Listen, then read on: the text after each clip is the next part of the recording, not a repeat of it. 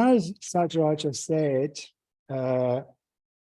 in the first half, this week we're at week 6 of our series, where we're looking at the Noble Eightfold Path. So for those into maths, that leaves 2 more to go. And what I wanted to just kind of remind you of the context of the importance of this. So the Noble Eightfold Path is the end of the 4 noble truths of the Buddha. And this is one of the most central teachings of Buddhism, the 4 noble truths. So the 4 noble truths, they're one of his deepest insights when he gained enlightenment. And a lot of Buddhism is just finding different ways to point us at the truth of the 4 noble truths. And they are, very briefly, that there is the truth of suffering, that there's a cause of suffering, that there's a way out of suffering, and the way out of suffering is the Noble Eightfold Path. So this series that we're studying, we're not studying, but this series that we're looking at over these 8 weeks, it's of paramount significance to all Buddhists, all traditions. It's not specific to this one. All Buddhists would recognize the deep significance of the 4 noble truths, and from the 4 noble truths, the Noble Eightfold Path as the way to end suffering, nothing less than the end of suffering. So what we're dealing with is really quite profound teachings. And this week, we've reached week 6, where we're going to be looking at perfect effort, or right effort, as it's sometimes called. And I'll probably switch between the 2.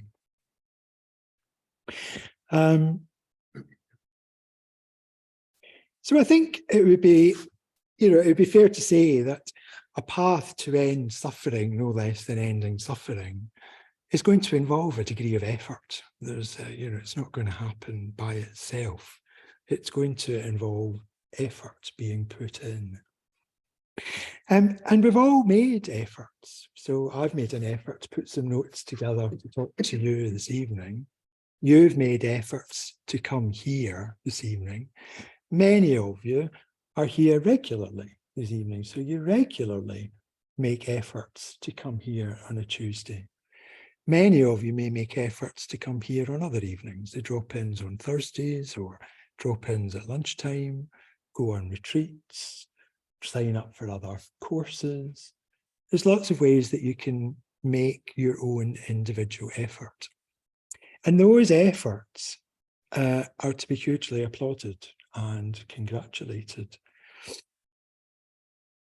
And we all have to make our efforts in terms of being able to try out what we're inviting you to try out going on retreat, to try out meditation, to try out all sorts of different things, and be prepared to fail. Some things might be hard, they might be quite painful. You might think that you've not done it well, or not as well as you expected to.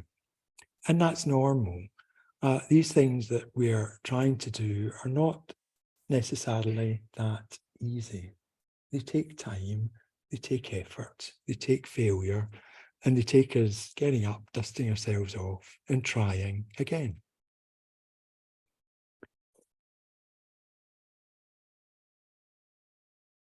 And the other thing I think to say about these sorts of levels of effort is that these efforts are our own individual efforts. We can't vicariously make much progress by other people's efforts. So we can't vicariously make progress by sitting at home with a cup of tea and a packet of hobnobs and reading a book about the austerities and the progress of some great Tibetan Lama up a snowy hillside in a cave or something. Much as that may well be inspiring, and they are, there are many of these books and stories, and very inspiring they all are. But we can't make much progress by reading about other people's efforts. We have to put the effort in ourselves.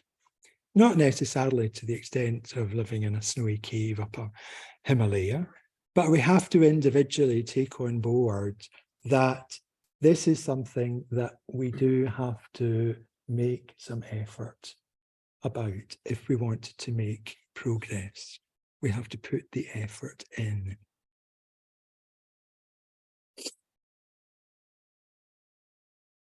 And I suppose lastly, I'd like to just say that in a way, I imagine that most of you who are coming here consistently on a Tuesday, I recognise many of you, and I know you do come here consistently, you may be going to other things as well. I can only assume that you do that because you get something from it. That at some level, you experience something better of yourself for coming along here on a Tuesday that you wouldn't if you just sat at home watching the telly or going to the pub or doing all sorts of other things that you can do in Cambridge on a Tuesday evening. So your experience must in some way be altered in a way that you find attractive, or in a way that you find pleasurable, or in a way that you find useful, that makes you want to come back again. And that's key. It's key to notice the correlation between efforts and then our subsequent experience. So we may have come in this evening slightly grumpy or in a rush or had a bad day at work. We had a 20-minute, however long was, meditation with Sadharaja, mindfulness. Your experience may be quite different after that. So a cup of tea when you came in, if you had time for one, could have been quite grumpy. A cup of tea right now, you might have been quite spacious and quite open and feeling quite more willing to engage with the people sitting beside you. The effort and the practice of meditation can change our experience. And coming along consistently can do the same.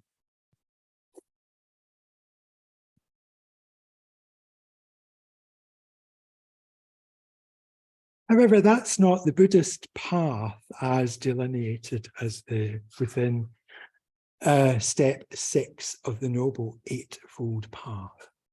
Much as all of these things are marvelous and should be remembered and should be encouraged, and you should be proud that you're doing them, and we should congratulate you for doing them, they're not the specifics of what the Buddha was inviting us to do when he invited us to undertake perfect effort. Perfect effort was described by him a bit more specifically.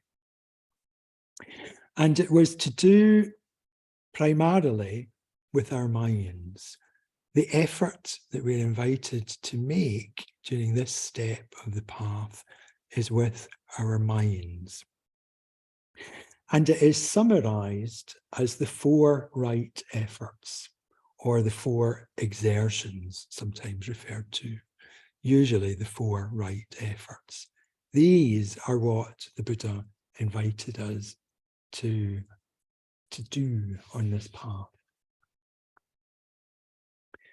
And I should say at this point, because it can get quite confusing, there are various ways of looking at this path.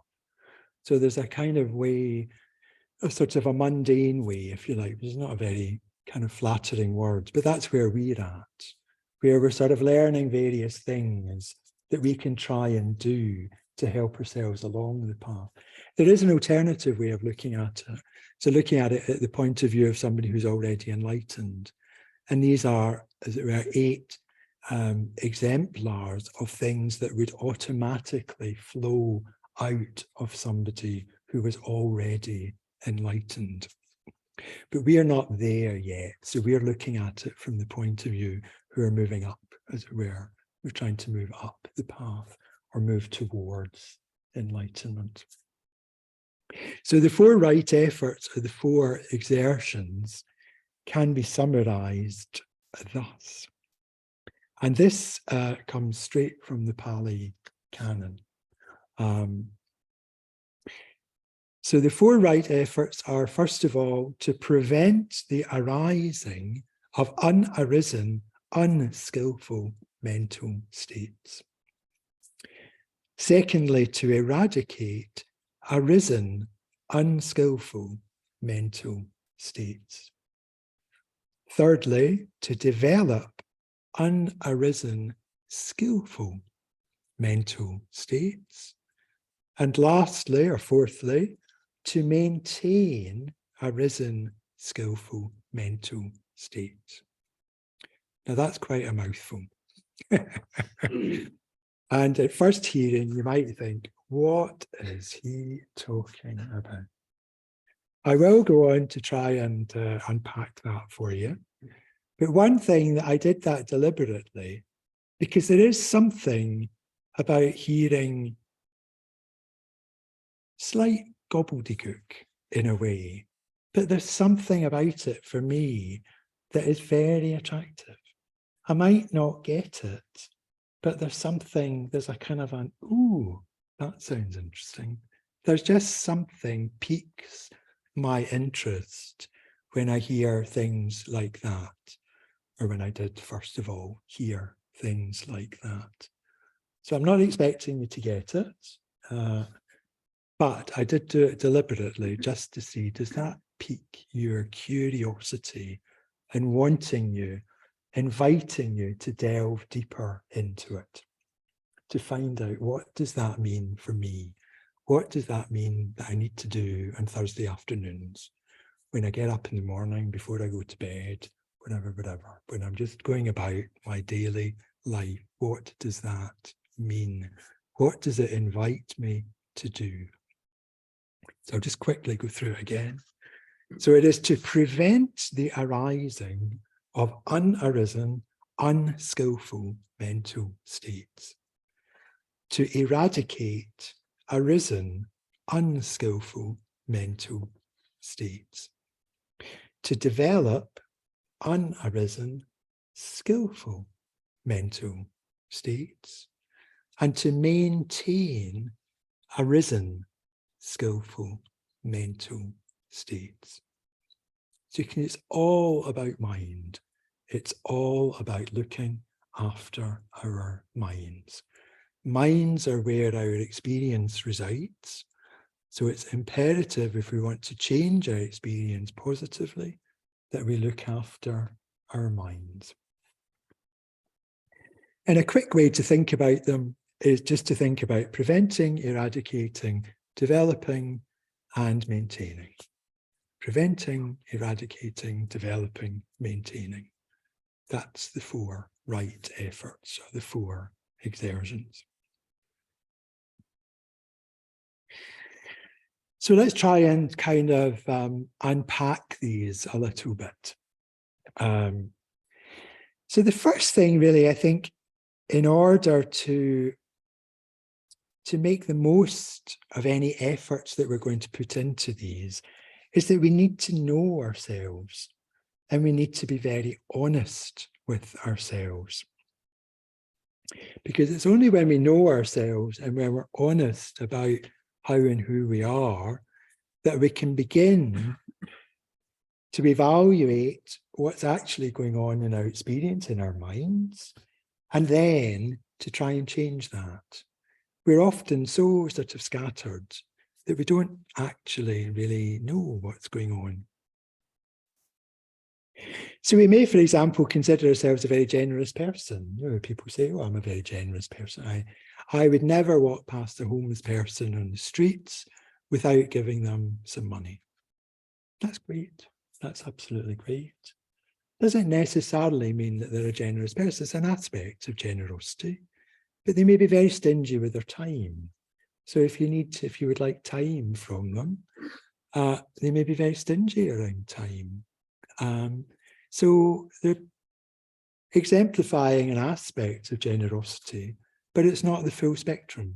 They're not really knowing themselves fully. They're describing themselves as something that's only partially true. And we all do this. I know I've done this and continue to do this.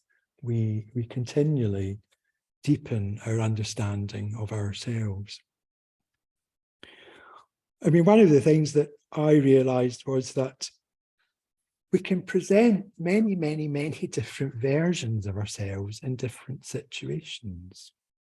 So you can be you to your friends, you can be you to your family, and you might present quite a different face to your family than you do to your friends. You can be you at work, and at work you might present quite a different face than you do to your family or your friends. And you can be you here in the Buddhist center, and at the Buddhist center you can present quite a different face to that you present elsewhere. So of those different facets of yourself, which one's true? Which one's the true you? They're all bits of you, and they've all got bits of truth. But is any one of them the full truth?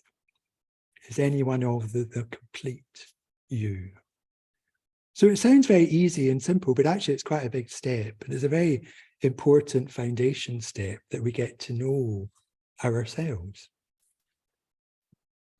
So I'm reminded here, I mean, one of the ways we can get to know ourselves is, we can ask people, how do you find me?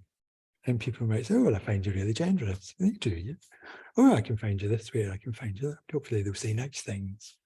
And that's actually can be quite an eye-opening experience to just ask somebody, obviously somebody you trust deeply, not just any old person at a bus stop. How do you find me? And it can be quite interesting what they say.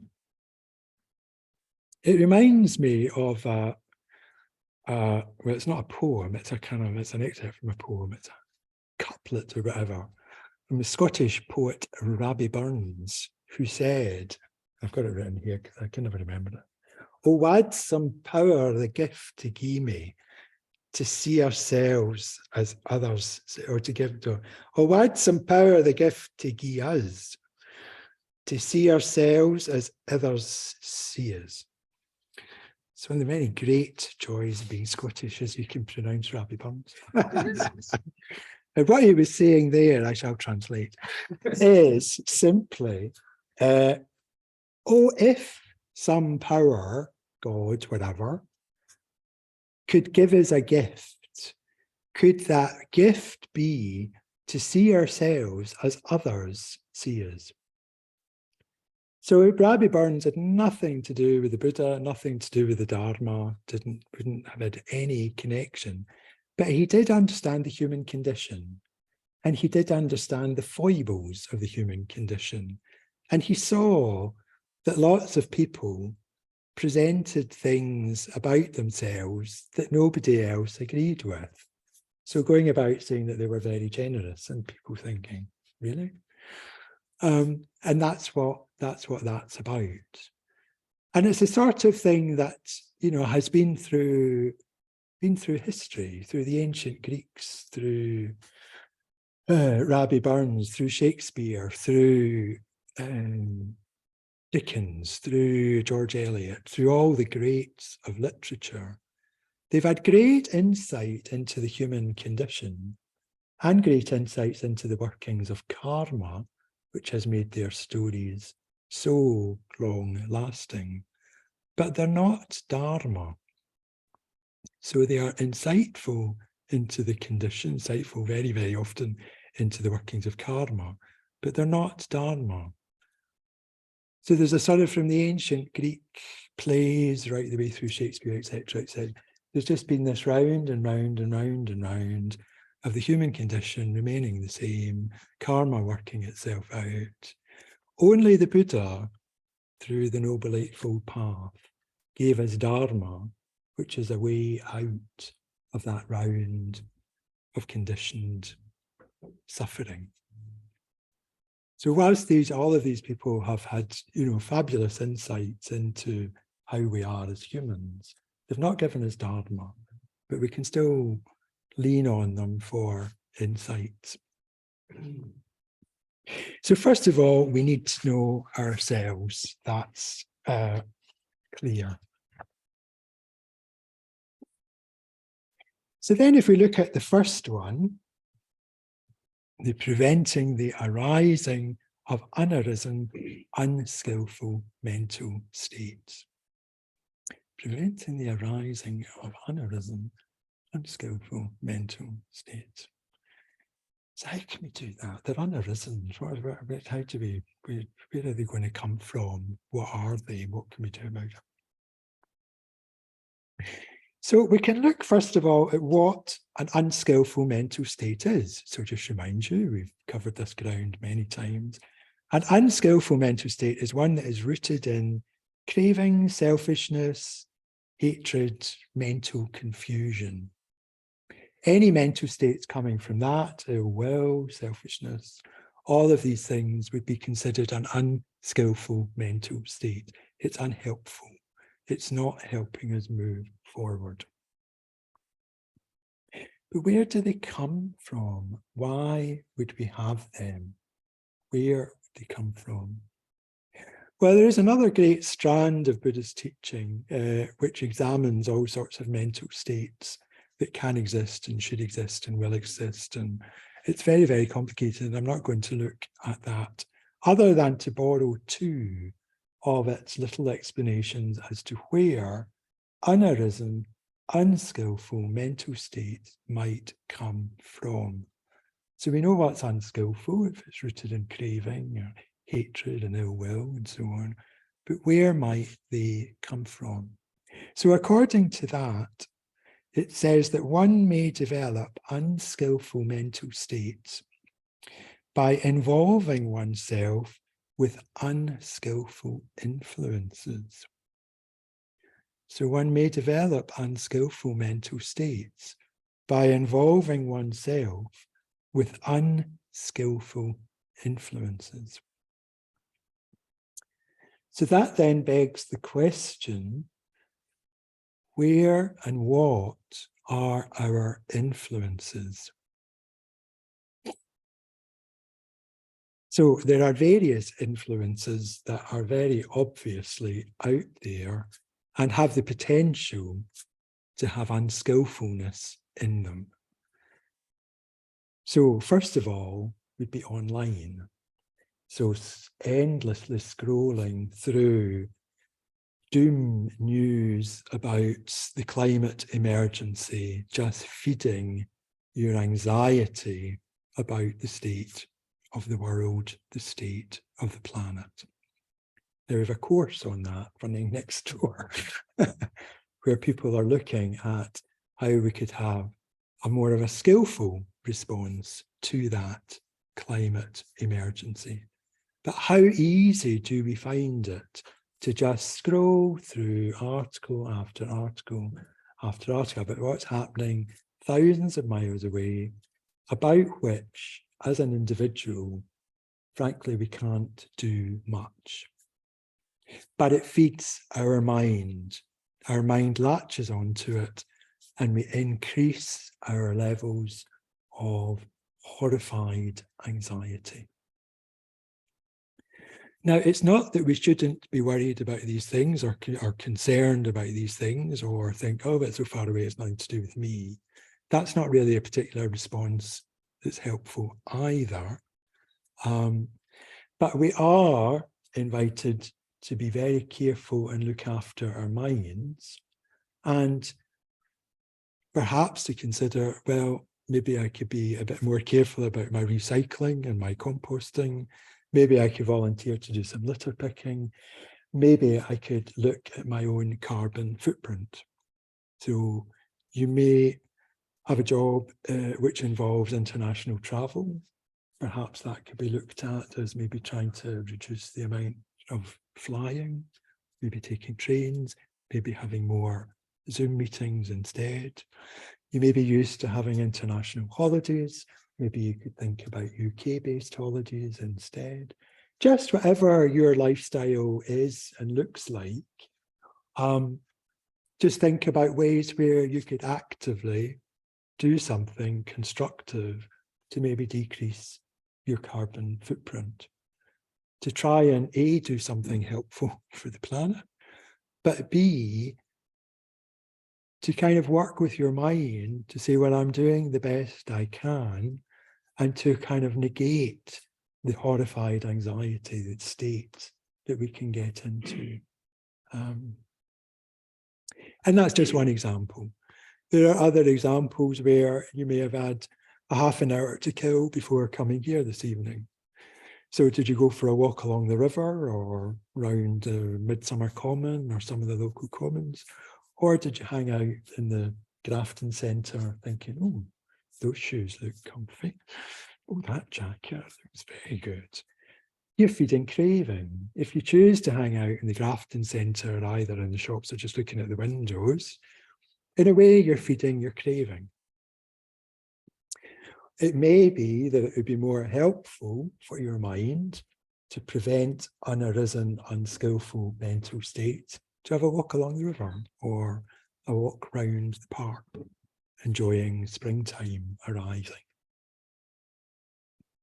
So the invitation really is just to look at where you put yourself. What do you do with yourself that opens yourself up to influences?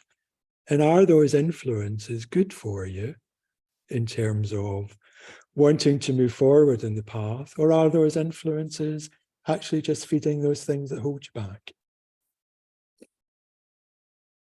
And obviously there are many, many ways of doing that. And only you know your influences, you know what your influences are. So basically what the Buddha said around looking at our influences, a little phrase which is worth remembering, which is guarding the gates of the senses. That in order to prevent the arising of unarisen, unskillful mental states, we should guard the gates of the senses. So we should guard, in a way, who we spend time with, what we listen to, what we look at. Any sense input can influence our experience in a positive or negative way. So we should guard the gates of the senses to prevent the arising of unarisen, unskillful mental states. So the second thing that about unarisen, unskillful mental states was that one may develop unskillful mental states by performing unskillful actions. So one may develop unskillful mental states by performing unskillful actions. So anything to do with actions just basically takes us straight to our ethics, our ethical behavior. So we should all be familiar with the 5 ethical precepts of Buddhism. So doing deeds of loving kindness, being generous, cultivating stillness, simplicity, and contentment, telling the truth, and cultivating mindfulness. We were cultivating mindfulness in the first half. So these are the 5 basic ethical precepts that we should be constantly aware of, because breaching those ethical precepts can give rise to an unarisen, unskillful mental state. It's the workings of karma, in a way.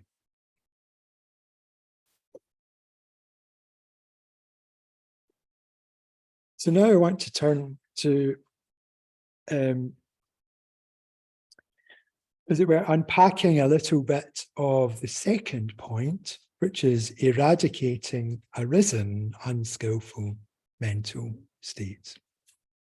So these are mental states that, for whatever reason, either because of our influences or because of our unethical actions, sadly, we've already got. They're already there.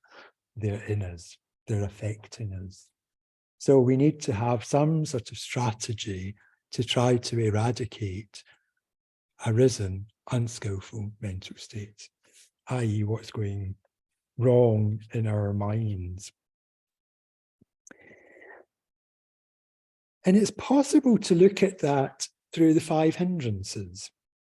The 5 hindrances, in a way, encapsulate the portfolio of negative mental states that we may have in our minds. And we often talk about the 5 hindrances, but we usually talk about them in terms of our meditation, because they can come up in meditation. But actually, they're a perfectly valid portfolio description of mental states that we can have when we're not meditating. So the 5 hindrances, I'm not going to unpack them in any great detail. I'll just remind you of what they are. So they're craving, sense, desire, hatred and ill will, restlessness and anxiety, sloth and torpor, and doubt and indecision. So they're the 5 hindrances. But what I think is more interesting here, given that we are looking at managing our mind on a day-to-day basis, is the kind of the antidotes to the hindrances, because we can employ them at any point and at any time. If we find ourselves within a risen, unskillful mental state, waiting at the bus stop, we can employ the antidote to try and eradicate it. So the antidotes, there are 3 main antidotes to any mental state that we have which is unskillful. So one is to consider the consequences. So consider the consequences. So you've come out of work and you're at the bus stop, on your bike, in the car, whatever, and you find you're absolutely fuming about some colleague who said that most outrageous thing possible, and how dare they say that to you? Don't they know who you are and how hard you've worked, and so on and so on and so on and so on and so on and so on and so on. We've all been there. We'll all probably be there again. So that is an arisen, unskillful mental state. So what do we do about it? So you can consider the consequences.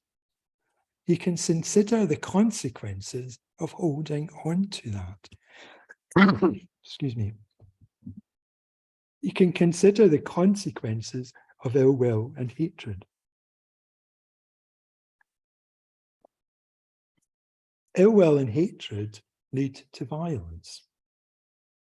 Any act of violence started with an arisen, unskillful mental state that was not eradicated and escalated through to violence. And from violence, we can be arrested and ended up in prison. So you consider the consequence of that pathway that you're allowing yourself to be drawn down. Every single person who's in prison is in prison at the end of a pathway that started with an arisen, unskillful mental state that they didn't eradicate, they didn't deal with, they didn't get rid of. And the consequences just snowballed and snowballed and snowballed. So you can just have a little thought, and obviously, being a bit annoyed with a colleague or whatever, you're not quite going to end up in prison. But it is a pathway. It is a pathway, and it all starts in the mind. That's where things can go. You can cultivate the opposite. So you have that ill will towards your colleague. You can think, well, that colleague will be in my metabhavana when you next sit down to do your metabhavana. They may well be in stage 4, but they'll certainly be in stage 5. So stage 4 is the one where we pick somebody that we've got an annoyance with. Stage 5 is where we include absolutely everybody. So they'll be in your metabhavana. So remember that although you feel that way now, they'll be in your metabhavana, and in your metabhavana, you're going to be trying your best to wish them well in their lives. So just try to cultivate that opposite intention. And the third one, which I think is very good, actually, I like this one, is You notice an arisen, unskillful mental state in your mind, you just don't hold on to it. Just let it go. Holding on to it is taking you down the path of consequences, if you want to consider consequences. You can't have consequences if you just let it go. You just think it's there, it won't be there tomorrow, it wasn't there yesterday, it's there, fair enough, it will go. Just let it go, don't feed it, don't grab onto it. I find that one really useful, actually. And in a way, it's equally applicable for positive mental states to some degree, which we'll be coming on to. Just don't give it the time of day. It's not worth it. So just let it go.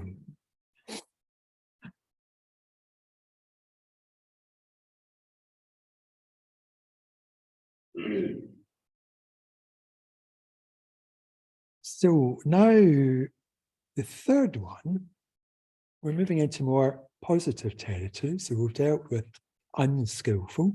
We're moving into the positive territory of developing unarisen, skillful mental states. So developing unarisen, skillful mental states. Well, in many ways, this is the exact opposite of one. So we just do the opposite of what we did in the first one. So in the first one, we were trying to avoid being influenced unskillfully. So in this one, we try to deliberately be skillfully influenced. So to be influenced in a skillful, positive way. So there's various ways that we can do that. I mean, there's lots of ways that we can do that. One is helpful friendships. So we all have lots of friends, some more helpful than others. One of the things that we do here, which is vitally important, is that we develop friendships as we become more regular here. We develop friendships, we get to know each other. And here you should be developing helpful friendships. So you can ask deeper questions of people here, and you can have deeper conversations. These friendships are helpful.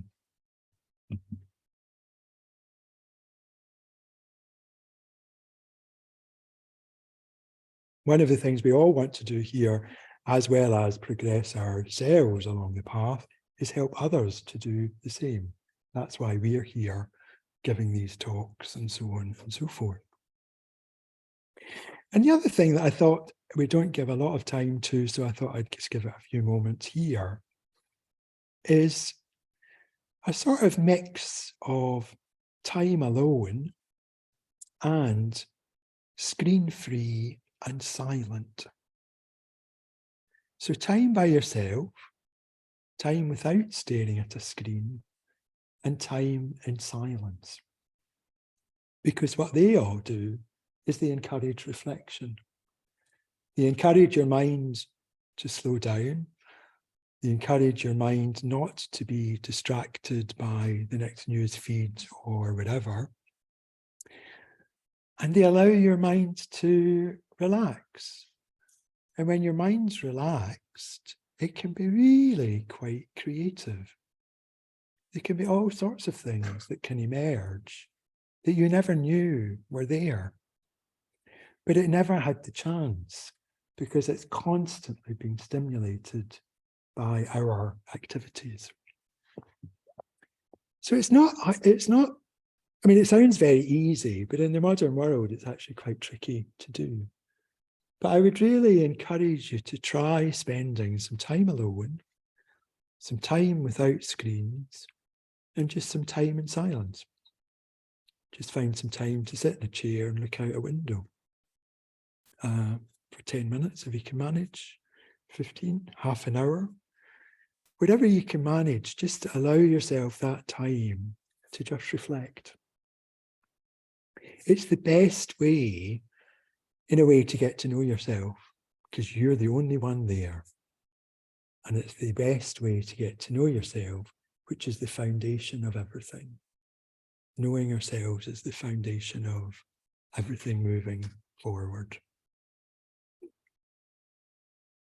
So I think that's a very, very, very good way to develop unarisen, skillful mental states, is to allow your mind to relax. And then, of course, in terms of skillful actions, then obviously it's our ethics. So just try to adhere to the ethical principles as best you can in every situation that you find yourself. You won't manage, we all make mistakes with our ethics, but that's how the path unfolds. We learn from those mistakes and we try better the next time. So it's important to stick to the ethical precepts. And the other thing that's very good for developing unarisen, skillful mental states is to try and make progress in meditation. The meditations that we do are there to help us along the way. They're there to help us see ourselves and see our minds more clearly. They're a gateway to wisdom. There's a threefold path that we often talk about of meditation and ethics, giving rise to wisdom. In a way, wisdom is knowing and seeing ourselves clearly.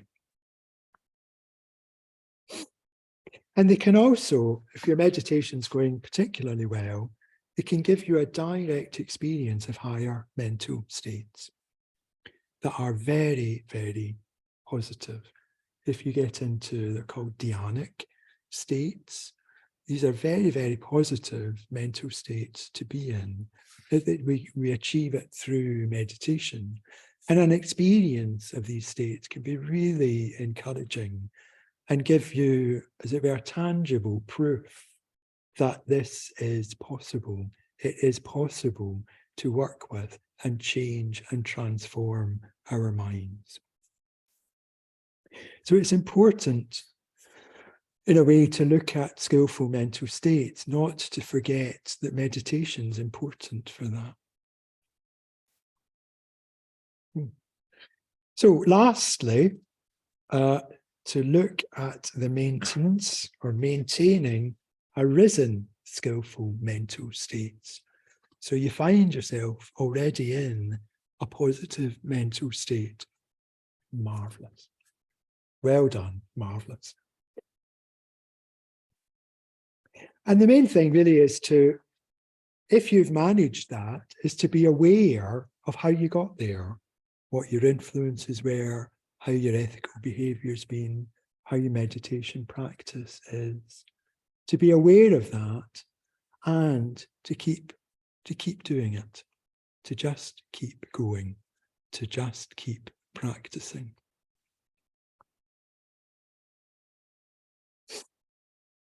But as I said a few moments ago, don't hold on. Don't forget impermanence. You won't hold on to them forever. It's great when you've got them, but they won't be there forever. So don't think that because you've managed it this time, that they'll be there forever. I know myself from my own experience, and I've seen many times on meditation retreats,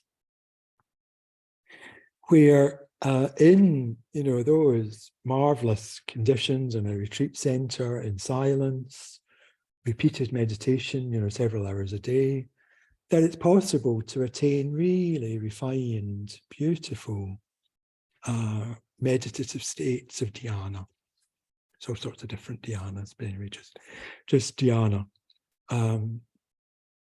And people can be quite elated, if they achieve some dhyana in the morning meditation, can be quite elated for the rest of that day.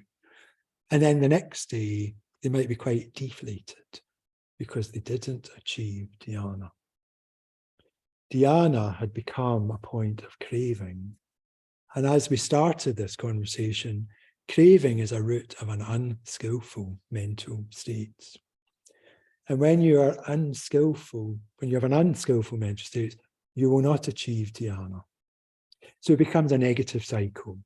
So you have something which ostensibly is very positive, but that positivity becomes a point of craving, and you crave it and you want to grasp it. You can't. You can't. Don't forget impermanence. So not to say that these things are not worth striving for, but just as we would want to eradicate unarisen, unskillful mental states, arisen, skillful mental states are transient and they are impermanent. Our general experience will be transformed by them, but we can't grasp onto those highs. I've seen it in myself and I've witnessed it with many others. It's one of the great koans of the Dharma that we think we've got it, we try and grab it, and like a bar of wet soap, it shoots off somewhere else. We just can't quite grasp it.